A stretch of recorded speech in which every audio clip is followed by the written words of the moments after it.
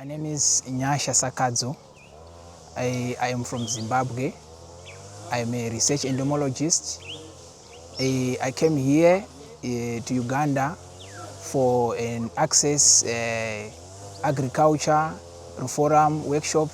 The workshop seeks to capacitate researchers in terms of how to use communication skills in terms of video editing, and how we can also have a participatory approach with farmers in terms of integrating farmers in our videos.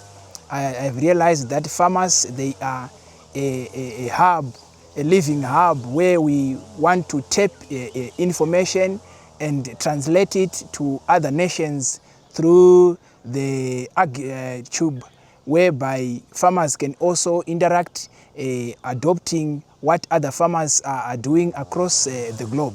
So it really inspired me and other researchers to be one of the participants. I really benefited. It's really a pleasure to be part of the team that has managed to realize that video capturing, video formatting by using what farmers are doing at their farms is really a pleasure. Thank you so much.